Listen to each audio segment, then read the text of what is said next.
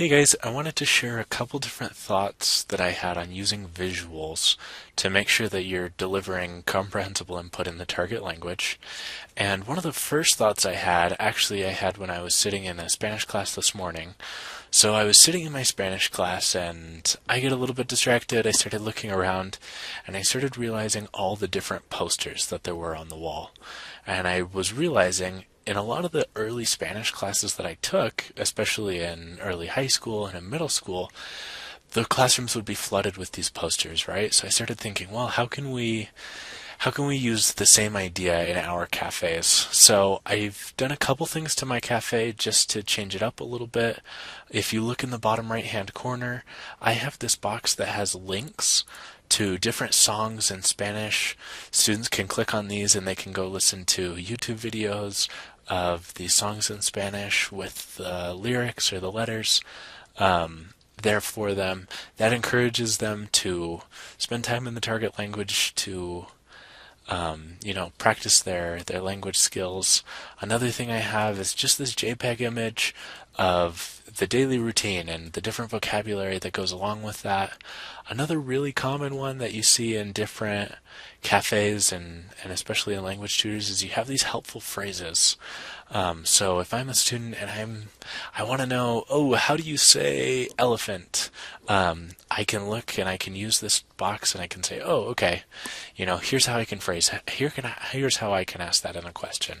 So the more, and we talked a little bit about layouts earlier, but the more we can find things to encourage target language use and help students be thinking and asking questions in the target language, the more effective we're going to be as tutors. I want to show you guys just an example of how I can create a visual. So let's say that we're going to be teaching about different animals in our language. What I'm going to do is I'm going to go to pods, and I'm going to find a share pod, and I'm going to do add new share. So I've already prepared for this a little bit. I found the image that I want to use, and I've gone ahead and I have saved that in a folder on my desktop. But I haven't uploaded that to Adobe Connect yet, so let's walk through that real quick. I'm going to click this drop-down menu, and I'm going to go to Share Document. Again, it's not in my Adobe Connect, so it's not going to show up here. I'll go to Browse My Computer, and then I'm just going to pull it up real quick.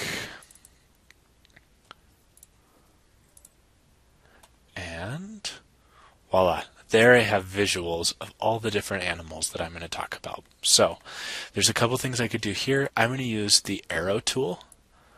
And as we're talking about these different animals, I'm just going to move the arrow.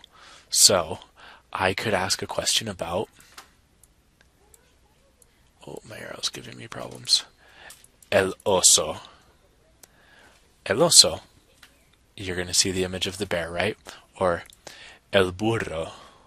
O el cocodrillo, o el león, o el tigre, el tigre. So I can stay in the target language, and I can still let you know which animal I'm talking about.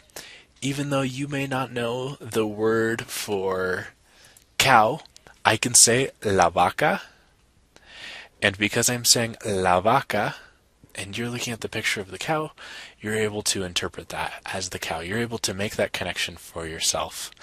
Other things you could do, you can use visuals that you have next to me. If I'm talking about foods and I want to talk about la galleta, I can show you la galleta. So that's a couple different ways you can use visuals. One thing that I would be careful about is you don't want to have too many pods open, so you have to find that balance for yourself of where is too many pods. So I hope this has been helpful, and I'm excited to see what visuals you guys decide to use going forward.